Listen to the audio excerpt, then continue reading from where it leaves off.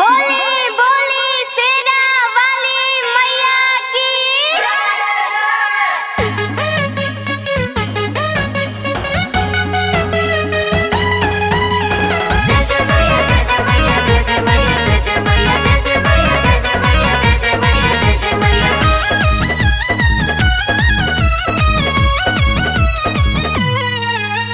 लाले अढ़ौलवा लाले चुनरिया,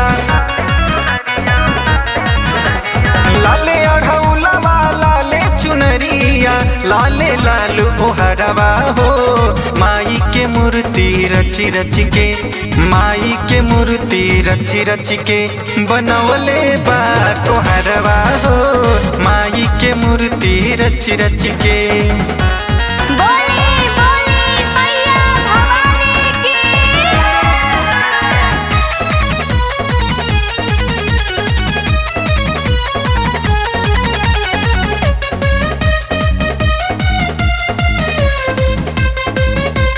चम चम चमकेला गजबे हो माई के लीला रिया के। करेली मलिनिया हो सोर हो सिंगार, चम चम चमकेला गजबे हो माई के लीला रिया के। करेले मलिनिया हो सोर हो सिंगार। बैठे खातिर काठ के पिढ़ैया गढ़ले बालो हरवा हो। माई के मूर्ति रच रच के, माई के मूर्ति रच रच के बनौले बा कोहरवा हो। माई के मूर्ति रच रच के बनौले बा कोहरवा हो। बोली बोली सेना वाली मैया की।